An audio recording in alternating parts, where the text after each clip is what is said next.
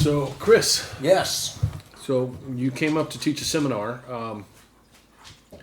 and I posted yesterday, kind of casually, but people seem to like it. But I mentioned in a post that you were here and that you and I had been training for 25 years. And there are students who, you and I both had students that, and known people in jiu-jitsu that'll go from instructor to instructor. Yes. And then others that stick around and work with one coach. And I personally think, although you want to be open-minded and learn from everybody, that there's a value to having a coach who's known you for a long time and watched your progression. Absolutely. But I wonder what you thought about that. Well, I mean, first off, and you'll agree, we can't throw everyone under a bus who does change instructors. Right. Because got to find the right instructor. And even that, there's like life issues comes up, careers changes, Right. people move, and there are a myriad of reasonable reasons why you change in instructors or schools. Sure. And then there's also, I believe there is a personality type, and it tends to be a perfectionism thing that believes that if the answer isn't provided in their time, then it's the person's fault for not providing them that. Right.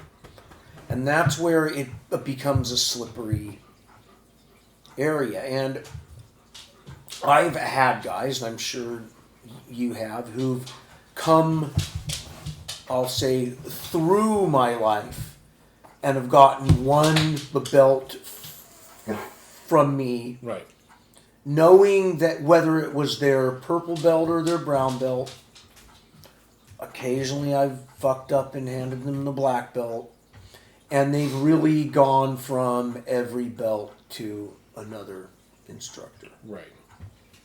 What's the value of an instructor for someone? Okay, well, the value of a good coach, like I would say this, and you and I have had this a talk a lot over the years, is that because of the rarity of jiu-jitsu back in 1996, there was no local black belt. Mm-hmm.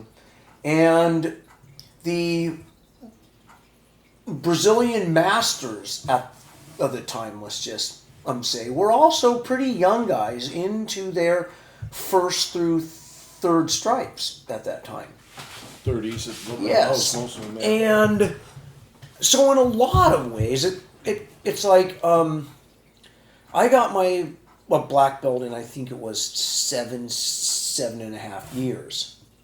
So at this point in time, you and I have almost been black belts the same amount of time. So in some ways, the hierarchy, if I was like trying to be directing your life coach, in my opinion, would be the same as the adult child sleeping on mom's couch. Mm-hmm. And I think one of the reasons why our coach-instructor relationship worked well is, and maybe I'm patting my own back, is I saw that I'm not going to be the expert in your life. I'm going to be a facilitator of what I know while we were both exploring and learning more. Mm-hmm. So it's almost like we co-grew, almost like an older brother, younger brother relationship, rather than a parent-child. And I think one of the things I've observed, even though I have great respect for a more directive approach, I think a lot of guys that I've observed over the years who are in that very hierarchical thing, you're almost subconsciously taught that you will never be you will never surpass Grandmaster blah blah. Mm-hmm. That he is the Grandmaster. He knows everything. As opposed to a coach who says, I want you to be the best you can be, even if that means you are superior, but to me. In whether it's your game, your teaching style, your whatever it is, right? Right. Well, the goal is to be able to create students who are better than you, right? I think so. Yeah, absolutely. But there's a value, I think, that people get from, and it's not just jiu-jitsu, but long-term relationships in general, that you can't get from hopping to relationship. I completely agree. Even with jiu-jitsu. It's just hard. It may be hard to articulate that, but it's definitely there. I think like an analogy would even be with jiu-jitsu, but Tinder. Yeah. Right? Yeah. Which is almost the like YouTube open mat hopping style of acquiring it. Yeah. It's but the guy who's always on the swipes may have a lot more sex, but he never actually has as much of a relationship as the guy who has a coach and a community. Yeah. Yes. Yeah. The other thing I thought we talked about that, because we always talk about jiu-jitsu, and I think everybody knows you about your jiu-jitsu career, but not everybody knows you were in the military for quite a while. When did you go in and when did you get out? I went into the Marine Corps Reserves in 1983. 1983. So right out of high school? Right out of high school. Yeah. I transferred from the Marine Corps Reserves into the Army Guard in 1990. Okay. So you did 7 years. And in the 90s, I was on and off with some breaks at Army Guard for 4.5 years total. Okay. With, I think, a 1-year break and a 2-year break. And you were a medic, yeah? I was an Army-trained medic. Marines don't have medics. Oh, I didn't know that. Marines don't save lives, they take lives, son. Okay. So the you want to save lives, you go be a corpsman. The medics. You want to take lives, you join the Marine Corps. The medics in the Marine Corps are Army guys? Navy. Navy, okay. Okay. Love the Navy corpsmen. What are you doing when you're in Afghanistan or Middle East like you are often these days? Instructing. Okay. Military? Yep. Okay. Yep. And how's the instruction in the military now? Because I get asked that a lot as well. That's one of those things that it's almost like asking how's instruction in America. Mm-hmm. It totally varies. Such a big. It's a spectrum. Yeah. There are units that have really good instruction and really good in-house skilled guys, okay. Black belts, yeah. But especially in the operator and grunt worlds. You have a lot of guys who, like, I'll go, wow, oh, he's a black belt under blah, and it's like, oh, cool. And black belts before they even went into whatever part, or they kind of acquired it shortly after their major MOS skills or training. Yeah. Okay. What's the difference when you're training the military as opposed to what you do at a civilian seminar like ours here this weekend? I'm a little bit more crass, as one. I could say that. Right. If you think I'm crass here, it's for sure about life and death. But at the same time, I have found, like, okay, 10, 15 years ago, it was probably more about, I'm going to give these guys whatever skills that I can have, that they can utilize. In just a few days. Yes. Knowing that they have their areas of expertise, I'm going to give them as much as I can to help or enhance what they already know and do very well. Mm-hmm. Then as now, there's so many guys that are already good grapplers, ranging from a blue to black belt, that I almost instruct the same way I would any other thing, which is just skills. I'm gonna instruct the best art of the jiu-jitsu as I can, and often I will verbalize the emphasis on here is how a gi relates but to equipment on the body, or here is why I like this when I roll and I don't when I'm thinking about life or death, multiple opponents, armed, quick but dynamic. It's almost like a good analogy is how MMA evolved. Like back in the olden days, and you and I were quick to realize, I think, and I'm patting our backs here, that mixed martial arts was not about styles. Right. It was about ranges and areas of expertise. Yeah, delivery systems. Delivery systems, which is a brilliant term. And in that, in each of those... I don't know who came up with that. It was me. You did. Okay. And each of those ranges, stand up, clinch, and ground, have 1 to 3 excellent delivery systems borrowed from the combat sports. Sure. And I think that the rest of the MMA world caught up to that point, and then some of them have diverged. One could almost say UFC style rule MMA is now its own art. For sure. Right? Yeah. Guys that are beginning training with all of it together specifically just for that. And there was a long while where I would pontificate that I believed that the best MMA was to at least have one of the major delivery systems, we'll call it mastered, and then adept at the adjacent ones.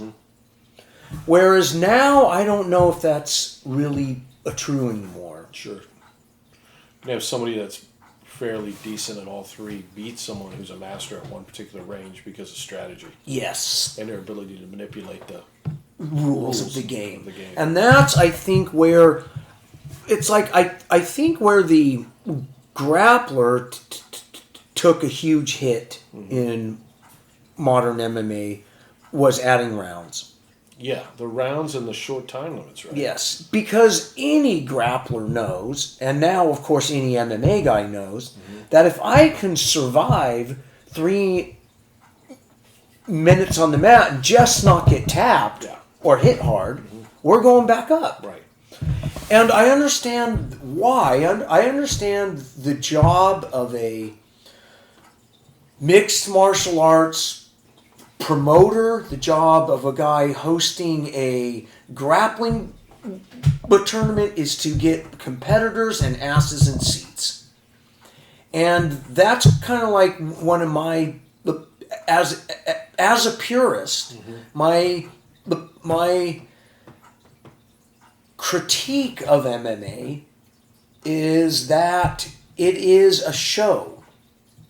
It's a made for the screen show. It's not even made as a live show. But the cage obscures the view. Ropes in a ring were done so an audience could live watch a fight. The cage was constructed for TV and multiple angles of the camera. The whole thing is structured as entertainment. It's not, but to say that the athletes involved aren't highly skilled. Right. Just like in a movie, I'm going to pick Keanu Reeves because he can both act and he puts butts in seats. Right. Even though there may be an actor with equal amount of skill. Sure. And that's the economic part of it. Yes. But it's why Connor gets paid the money he does. He Right. Is because you want to watch him. Yeah. He's entertaining. Right. And that's the sport. Right. And I don't have any problem. Right.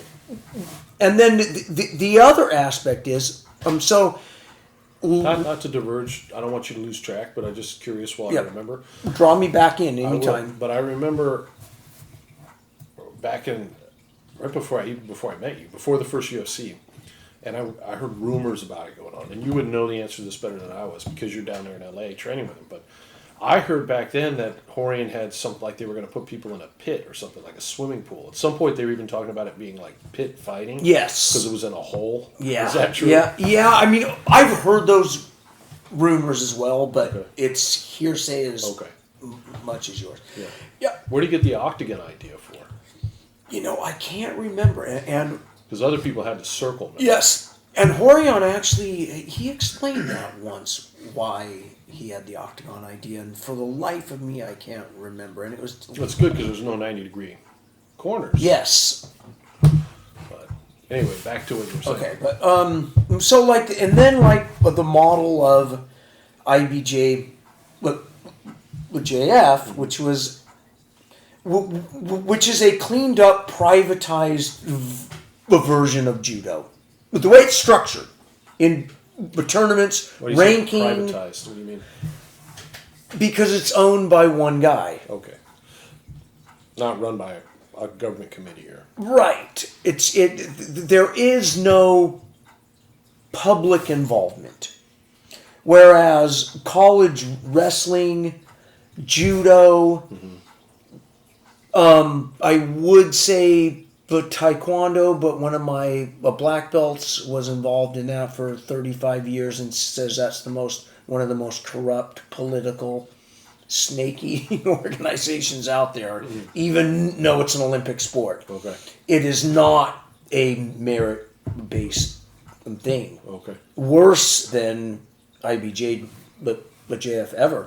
In terms of if you have the right coach, you get to be on the Olympic team. I see. Yeah.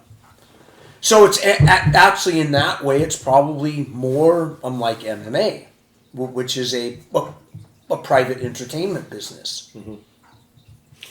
So Hickson's talked off and on about making new rules. I think Hickson hates UFC. You think he hates the UFC? I think so. I mean, I don't want to put put the time limits, words in his mouth. I know he doesn't like that. Sure. And I don't either. I don't think... No grappler's going to want to see that. It's almost like... It's kind of like, and this is all I'm going to say on economics and politics. It's kind of like economics and politics. You just spent a whole seminar talking about economics and politics for people that want to do jiu-jitsu. We're on a podcast. No, that was only the last half an hour. They can turn the podcast off. You can talk about economics and politics now. Look, so in an unregulated, chaotic backyard brawls, we start realizing we need rules, which is the same in unregulated economies. Then the rules are in place and people skirt and push the rule and as far as they can. And then the rules themselves become oppressive. And the rules then change the nature of the game. And the more rules we add, whether it's because we want it more entertaining, whether we want to bring in the kids and non-pro athletes, so we don't want arms to get broken or necks, so we remove these things, and before you know it, we've lost the art and that reality that we had when we had no rules. So it's almost like an ebb and a flow. Sometimes you have to throw the rules out so you can find which ones you really need. Sometimes you look on history as an example, but a lot of times you have to figure things have to redo themselves. It's like in the old boxing days. Pre-neoprene rubber and pre-good padding, boxing gloves had but to be much larger if they were but to have padding. And that padding evolved more and more because of cuts. Because the cut, then the guy can't go in again and fight. And So the glove got larger, which meant it was easier to block. You can handle more blows. So the illusion of keeping the guy safe actually made it worse. Mm-hmm. One could say that would be analogous to a more libertarian approach, but to economics. These rules actually made it worse, one could say. Unintended consequences. But then when you go back and realize why they were there, you realize that there was a good intent, at least, of the rules. And from what I understand... Good intentions aren't enough. You have to be right. Right. And my grandpa explained this to me probably when I was 8 or 9, who boxed. He was actually with Joe Lewis's sparring partner at a point.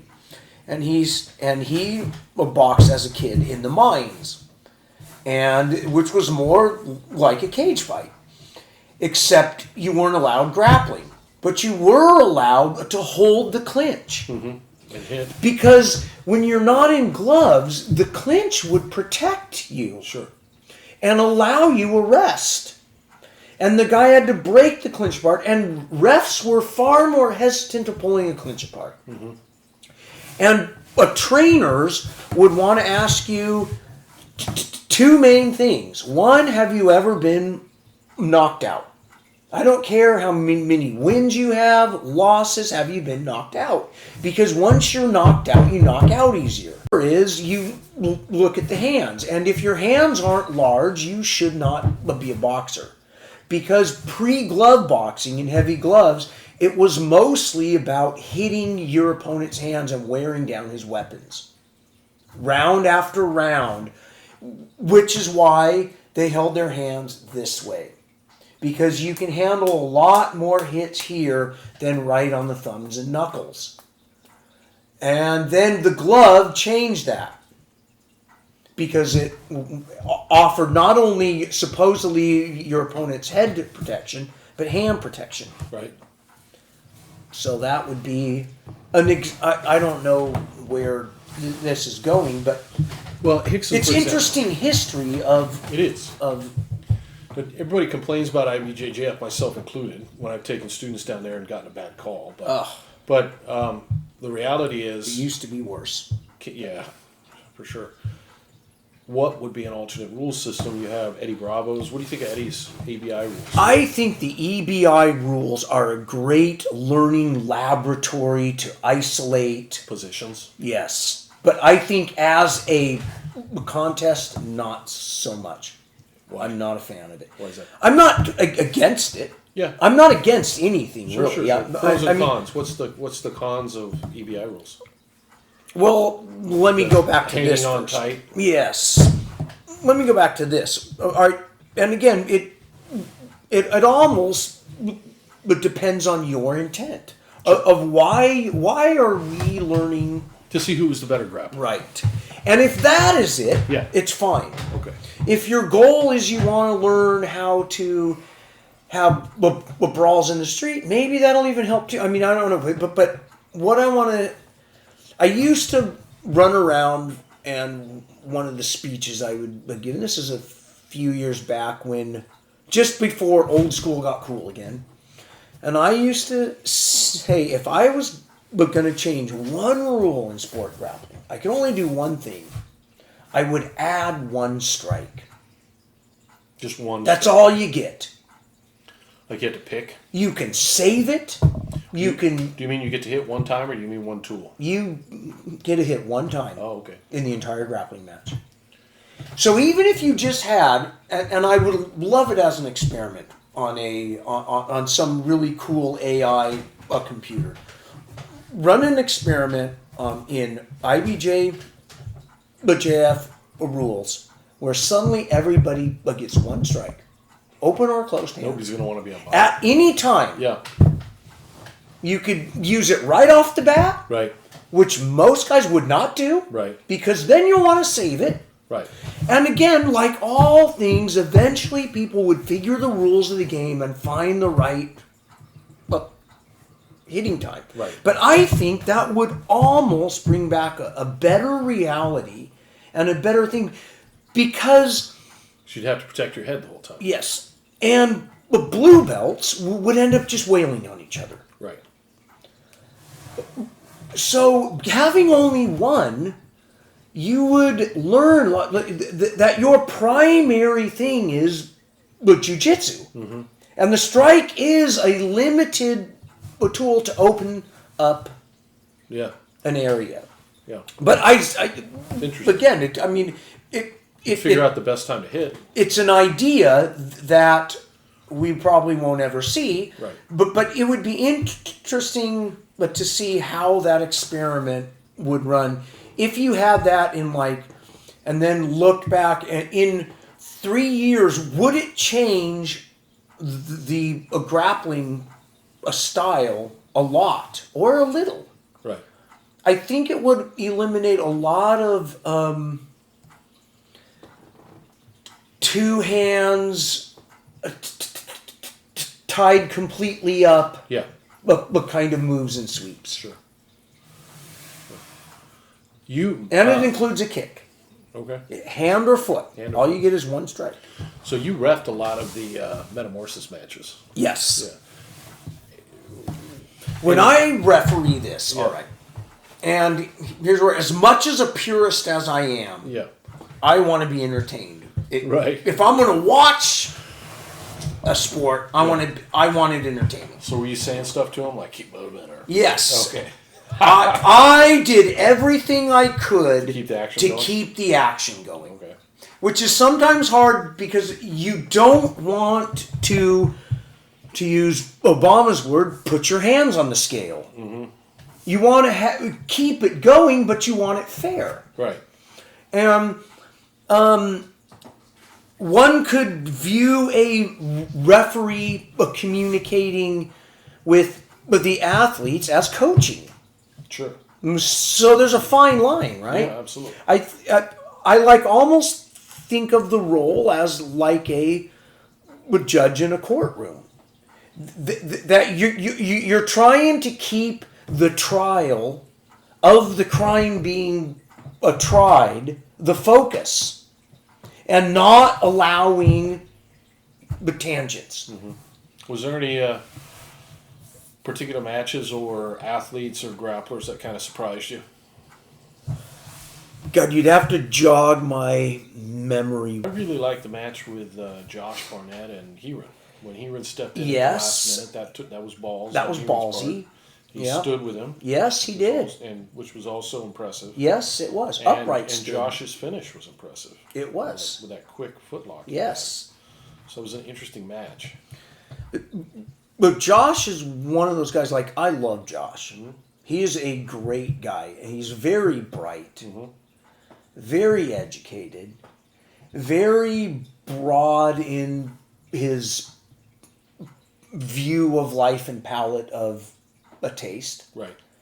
But he's a guy that, by his own coach, I've been told, be ready to tap very fast or you will get hurt. Mm-hmm. Even though he From Hume, you mean Matt Hume? From Josh. Oh, from Josh, yeah. That but Josh is a catch wrestling oriented warrior. Right. Not I'm going to go easy on you because it isn't the real match. Right. He trains how he fights. Right. Which makes it a rat trap, right? Like, you can get hurt. And I think Heron knew that. So Heron was very cautious. Very cautious. Because the jiu-jitsu model is first survive. Yeah. Right? And I agree.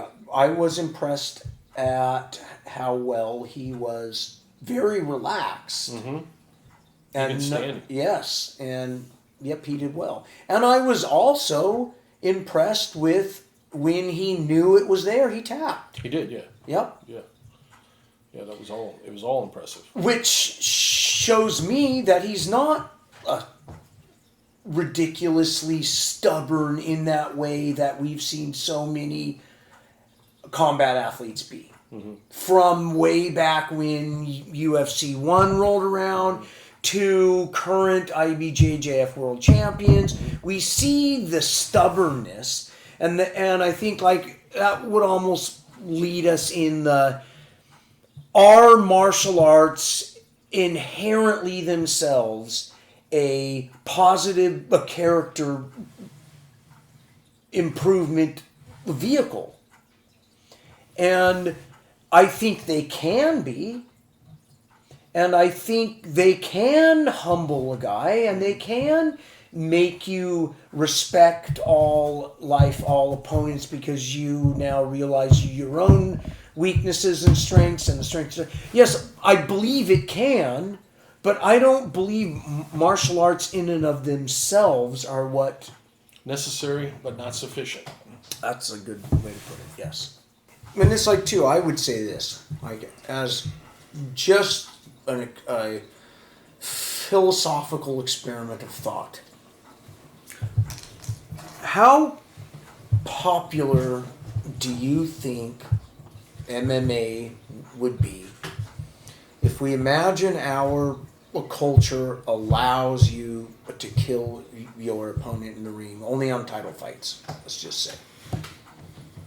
I mean, I'm just like throwing that out there. I think,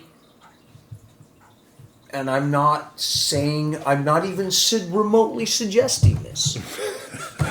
Okay. Not even remotely. That's good. Yeah. But what I'm saying is I think when you explore extremes, you can find the reasons why we would do the things we do. We can watch a movie where people are being killed, where there's all kinds of heinous acts, and we are very entertained and suspending disbelief because we want to be entertained by people killing each other.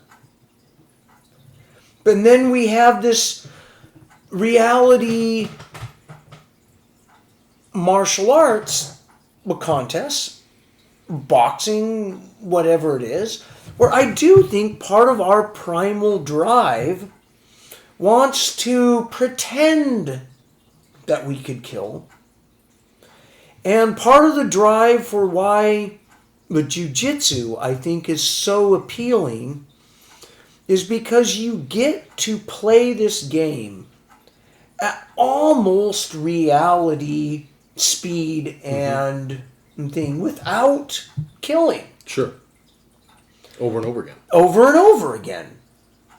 And so it fills that primal need of war and the hunt, which is, I think, why right now it is so popular in this modern culture, which I'm glad does not allow the killing in the streets, the dueling.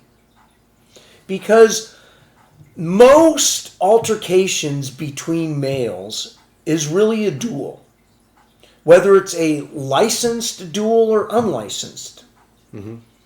And I think that in that sense, but jiu-jitsu is a wonderful outlet, even if the guy is still an asshole. I would rather him be an asshole and learn the art of not bludgeoning or killing your opponent and have control. So it's almost like I want even the assholes to at least learn the gentle art. And as black belts, on just a personal primal thing, I would rather everyone had blue belt skills, because then I know their game. Yeah, they're easier to deal with. They're easier to deal with. It's like, oh, he's got to pull a guard on me. This is great. Yeah. Or, oh, I can see how he's trying to not pull a guard. Right? You can feel it. Right. Yeah. You started, so not everybody knows, I think, exactly how you started. They know you got your black belt from Hegan, but you started what year? It was 1988. 1988. Late 88. And you were a high school wrestler. I was a high school wrestler. I did some. I was at the IMB Academy. So you're doing Jeet Kune Do and stuff. I had a great Muay Thai coach. Who was it? Lot. Yeah. Not He was the the one Lot. that died of the Yes. heart problem. Of the heart. I've always heard good things about him. Oh, he was a great coach. Yeah. And he was a bronze medal Olympic Yeah, he was a boxer, right? Yeah. He lost to Sugar Ray Leonard Yeah. in the 76 Olympics, I think. Yeah. Just an all-around great guy, great coach. And my first real reality martial art that I was hooked on was Muay Thai. Muay Thai. And I always feel lucky because I feel like I was an early adopter for not only Muay Thai but Jiu-Jitsu. Mm-hmm. And the way Lot instructed, and I remember when I first felt the kick of not being this, but that feeling of how I learned how to spar, not fight. I learned how to not injure your shins by clashing, and you realized how valuable a spar. You could tell if a guy knew how to spar or not, like almost right off the bat. And so I had one pro Muay Thai match, a fight, 3 rounds. I broke my shin round 1 just because when it's a fight, and the guy was a Cambodian guy, and it fucking hurt so bad. And I remember each round being in the corner on the stool in pain, adrenaline, the crowd, that whole thing, and afterwards, the wisdom of my grandpa and my dad is that people do pugilism because they have to, and you don't have to. Right. And it's like yeah, I don't want to get hit in the head, and I boxed a bit in LA too at the time and other things, but I love the art of it. I love the art, but I didn't like being hit, and I didn't want with the head damage. Did Lot use Thai pads and Yeah. Not the way like it is now, where it's almost like the first thing you learn is how to hit pads. Right. No, it was much more without pads. It was much more. I'd have to show you, but Learning how to technically throw the yes, strike. And then it was hip oriented. Yeah. And then you got introduced to jiu-jitsu via Hickson. I got introduced via Mitz Yamashita around the Aikido club at the El Camino College wrestling room. Right. Which I went there after about a month after my Muay Thai fight, where I still wanted to practice Muay Thai, but I knew wrestling was the easier, softer way. You don't have to get your shins broken. Yes. And there was guys in gis. Okay. And that was where I quickly learned the magic, and it was almost So like he gave you your first lesson, Yamashita. yeah, one could say my first 15-minute lesson. Okay. And he even said, I'm not allowed to even instruct this. So don't say I Probably did, like a white belt but at the here's time. the guy who can. Yeah. And then who did he introduce you to? Horian's number. Okay, so Horian was your first coach? No. Oh. But I called, and Horian answered, and I went over to Horian's garage on Red Beam. At that time, it was about 4 blocks from where I lived, and signed up. And at that time, Hoyce, Hegan Machado, then called Hegan Gracie, and Hickson all instructed out of Horian's garage. And He was called Hegan Gracie at the time? yes, Okay. but kind of like Hodger Gracie, Right. who's actually Hodger Gomez. Okay. Yeah. And so your first lesson under them was which brother gave you the lesson? Hoyce. Hoyce, okay. Hoyce, my first 5 lessons were with Hoyce. And I'm not going to talk anymore about the early days, but I ended up having 2 privates with Hickson, and then I ended up with Hegan. And then the big split happened. Right. And I stayed with Hegan. And a lot of it was, not only was Hegan was the first instructor who asked me what I have learned already and what am I interested in learning more of. Instead of just saying, here's what you're going to do, he seemed very human. And Hegan was very interested in wrestling. From the early days with the young Holes, Hickson, and Bob Anderson. Mm-hmm. And Hegan really loved Greco. And I don't want to put words in anyone's mouth or intent in anyone's mouth, but I don't think Horion liked the fact that Hegan wanted to do wrestling. Okay. That was one of the beefs. And you mentioned earlier to me that you think a lot of the hip pressure, a lot of the pressure which is generated in the hips and related to the hips came as a result of cross-training in Greco. Yes. And I dare to say, because someone might hear this, and if you think I'm wrong, please correct me in this. But I kind of think that if you take Jiu-jitsu, collegiate freestyle wrestling, Greco, and Judo, that alone, none of them really had pressure. That it almost took an amalgam of them to create that modern pressure game. And I think that Holes, Hickson, Hegan, the young Henzo, young Jean-Jacques had begun those elements in Brazil outside of the direction of Helio and Carlos. And again, correct me if I'm wrong. And I'm sure there's people who would believe I'm wrong in that. Right. But when I feel Bob Anderson's Greco instruction, it seems clear as a bell. Yeah, and the interesting part about that is you and I talked about this weekend, is there's not really a much grappling on the ground. In Greco, they have the parterre position. So you're talking about their upright clinch feeling and use of their hips and pummeling and whatever applied to it. And then you bring that bring it onto the ground. When you're holding a guy down, right, or in a guard, right, or having a guard. Right. When I have a guy in the guard, and I think Greco, I will use other words, my guard drastically goes into my hips. On top or bottom? Both. Yeah.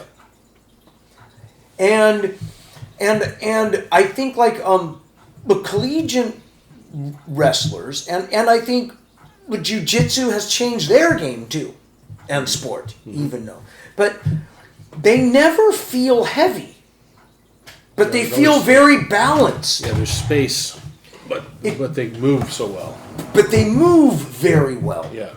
Judo guys would feel heavy, but no pressure. Yeah. Greco guys, you would feel all kinds of pressure standing, but nothing after it hit the ground. Right. The jiu-jitsu guys, you would feel control, but no weight. And it's almost like it took the elements of those, and I don't know whether that changed back in Florianopolis on their mats, or that's when it started and also co-evolved over here in America and all that. But like, I can distinctly remember when I met Hegan Machado, he was 180-pound, kind of lanky, flow, impossible to pass, a guard guy. And even then, the open guard was relatively new. And the newer school guys were opening the guard, and the older school, it was all on the closed guard. That's such a funny thing for new jiu-jitsu students to even imagine, the idea that open guard would be a new thing. Right, and open guard was new, and I remember when spider guard was new, was the new guard. Yeah, or De La Hiva. Yes, and Hegan did not have all the elements yet of pressure, and when I met him, he was 21 years old, or 22, or whatever it was. It was, he was a young black belt, and so in a lot of ways, my coach was a young black belt, and he was evolving and growing in his own direction, and he did go more down the sport pipeline. And not that I did not love the sport pipeline, but I wanted to stay more into the purity of the street pipeline. Like Carlos Machado and Roger Machado, I would say that like in the street art, a sport thing, that their art is beautiful in terms of the art of leverage, knowledge, body placement, in the way Hickson's art is off the charts, right? And that's like why like Henry calls it invisible jiu-jitsu, or Hickson does, I don't know which one calls it that. I think Hickson and Henry both, but okay, because you can't see it. Because you do have to feel it. Yeah. Yes. And even if you're there live watching Hickson show it, right, or Henry, or Jack, or anyone, or me, if you want to, you have to feel it. Right. Because you can't see it. Yeah. It's if I'm holding you here, right, and I ask you to escape your hand, escape it. You can't see what I did as a change, right, from out there, but you can feel it. Right. You can, but tell if I'm leaning on you or not, not by sight, but by feel. Sure. Even if it's only that, right? Right. And I think that's also why in the early days, Horion had the challenge, because it was very hard back in the coolest martial arts were Jeet Kune-Do days, which were flashy and looked great on film. Yeah, that's what they were motivated by. They look great on film. I would rather watch Jason Bourne than a boring old black belt grappling match, right? Aikido looks great on film. Aikido, yeah, and so Horion, like there was a challenge, and it was the culture of Valley Tudo, and so you're saying he created the challenge because it didn't necessarily look cool. He had to prove it. He had to prove it. Yeah. Yes. People weren't going to look at it and go, "Oh, I want to do that." Yes, and I think you remember this, which is very true, and I remember this as a purple belt in Pensacola, where I had learned through a challenge match as a blue belt. There was a time a guy, it was a challenge match, and I was too nice, using, bring the guy down, mount him, he would turn, and I would choke him. He'd stand back up and he'd try and to then knock he you out. would want to do it again, because there was no punishment. Right. And I remember Hegan saying, you have to give him a punishment. He has to lay in bed at night and feel his arm, feel the lumps on his face, and know that you did it with control. Right. You did it with control. Yeah. So you don't out of control hit them. You hit them with the spirit of the jiu-jitsu, which is control. Right. And then they don't want it again. Right. They're convinced. Right. Which is true. Which is true. Because pain is the motivator. And and the experience of damage, of actual body damage, because the gentle art alone doesn't convince a lot of people. Mm-hmm. Whereas I think, like, you and I were instantly convinced because of the way we think. Mm-hmm. Because we were already martial artists approaching, trying to find what works. Mm-hmm. So when we were introduced, it instantly is like, yep, that works. I'm sold. Mm-hmm. Show me more. Right. Instead of, I'm going to prove that my Jeet Kune Do, my boxing, my Aikido is going to beat your style. Right. And that was back in the early days of style and style. Right. And then when I was in Florida, and I had a small jiu-jitsu club of my own as a purple belt.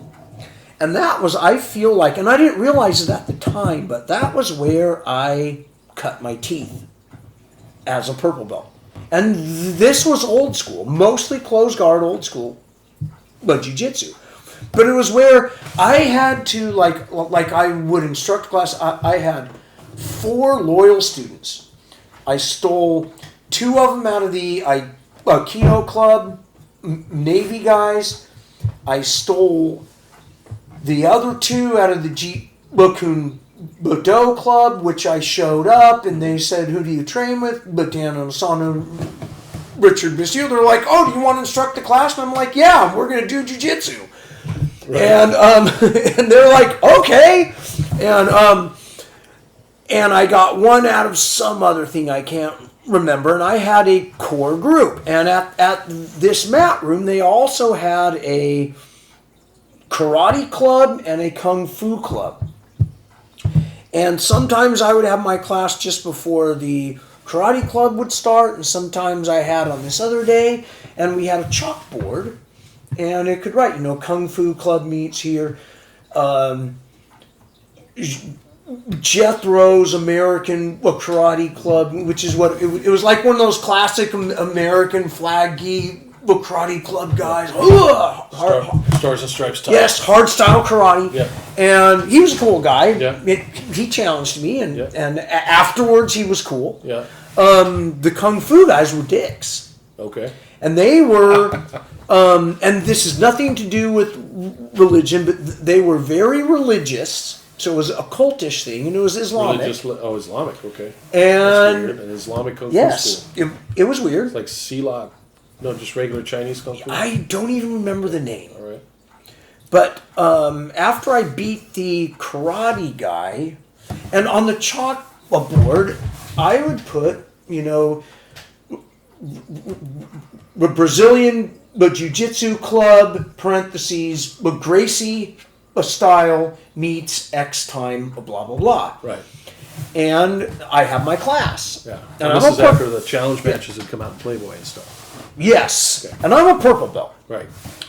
And I came in one day, and the Kung Fu guys wrote on there something like, never trust martial arts that wear white, antiquated karate suits and ranking systems. It was something that was clearly an insult, right? Right. And I wrote under it, "Why don't you come over to my class, like tomorrow or whenever it is, and we can spar?" Right. And yes, they came. How many came? About 3 or 4 of them. Okay. And it was a little scary. Okay. And it was one of those things, these bigger dudes. They're dropping down in the splits, and they're doing all their stretches and their high kung fu kicks, where they hold their hand out and they do their kicks and their little twirl kicks. And I'm a purple belt, and I'm just thinking, God, I wish the Gracies or Machados were here. Yeah. And back in the old days as well, it was like, whether it was Horion or Hickson or Hegan and stuff, and I don't remember how they asked, but they basically asked you, are you a guy who will accept a challenge fight? Right. And you were expecting. And in your mind, it's like, oh yeah, I'm a guy who accepts. Okay, good. And then you realize, wait, did I just agree to like let these guys put me in a pit fight? Yeah. And it was weird, right? Yeah. But it was cool. Yeah. I mean, and it was way scarier than because MMA wasn't established. It was way scarier. Yes. You still had the idea that strikes could like break your. Yes, and it was like, holy shit, this is scary. I could get punched in the neck. Yeah. Yeah. But so yeah, the kung fu guys were there, and he's stretching around, and I'm like, okay, and I'm remembering all of the things I learned from in Horian's garage out of Hicks and all those guys. It's like, okay, we have to establish the ground rules first. When they come and they're practicing, and I quickly assessed the one that was there. So you were saying you went over the rules with them. Was that something you learned from the? Yes. Okay. And they told you what did what they did. No eye gouging and all this. And the way I would explain it is if I slap or I yell, I've had enough, and we will stop, right? Yeah. And he agreed. Okay. And I had my guys there, and he had his guys there. And at the same, I didn't want it to escalate into a gang fight. Sure. Right? I wanted to make sure it was me and him. Yeah. And then we got in that a brief argument about, like, his style, we allow eye gouges and all that. And, groin grabs. Right. And I tried explaining... I mean, you realize that means I can grab your eyes as well. Yeah. And then an eye for an eye, everyone's blind and all. Like, I remember I used that line. I convinced him that round one, we would use no eye gouges or groin grabs. Yeah. But everything else is allowed. Okay. And it was fucking scary. Yeah. It was really scary, right? Yeah, yeah. And the guy was fast, and he could kick really high. Right. And I... But did classic entry. Stomp kick. Yep, and it was scary. And I closed kind of awkwardly, I remember. It was not a great close. Yeah. I got hit a couple times, okay. And I was mad. Yeah. Once we hit the mat, I was mad. Yeah. And scared, which added more anger. Yeah, so your adrenaline's going. But because I don't have Horian and Hicks and O'Hagan watching me as a back. I feel like I'm fucking alone out here. Right. And I got to defend Gracie Jiu-Jitsu here. Right. And the pressure on me, I'm like, fuck, I got to defend this. Right. And I remember he started grabbing my skin. Like just my adrenaline's pumping up because I remember this. Right. And I was really mad. And I grabbed him by his face. And I went, here's why we aren't allowing eye gouges.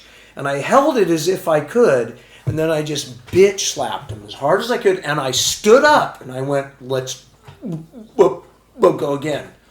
Would you want to have no rules now?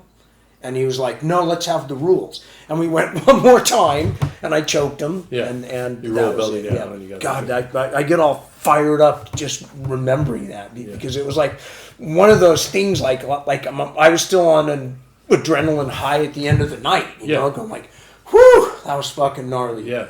People don't realize, like, now MMA is a sport, and a lot of people do it. Mm-hmm. And back then, when the first UFC came out, it was pretty intense, and people didn't really know what to think. And people had all these ideas about what would happen if you hit somebody with these strikes. Yes, without gloves. It was. But I already know, I think I and probably everybody that's watching this already knows the answer, but when you were put in a situation like that, what did you go back to? Basic with jiu-jitsu. Yeah, like a stomp kick entry, body lock. The stomp kick entry. Mount. Control their arms and hands. Stay on top. Yeah. If you're on bottom, have a closed, tight guard. Control their head and hands. There you go. And that's, old school jiu-jitsu. Yeah. Works. Yep. No A. Lahiva guards in back old school fights, right? Yeah. Yeah. Not that I don't love the De La Hiva guard, but sure. Yeah. So did any of the Kung Fu guys sign up there? No. And I was actually scared because I had one of my students who ran the Jeet Kune Do Club told me, that the main instructor, that wasn't the main instructor, it was his like number one student, and that to be ready because now the main guy might fucking come. Then I was like, fuck, holy shit. Now I bet he never did though. No, he didn't come. Yeah. He didn't come. And I heard he was tough and was a heavyweight. Yeah. So I think also he didn't want to be the heavyweight who Lost to a grappler. or even it would look bad, Yeah. because I think I was only 148 pounds at the time. I mean, it would have been like, yeah, it would. So, no, he didn't come. The old days were like a whole other day. Yeah. You know? A whole other era of this thing.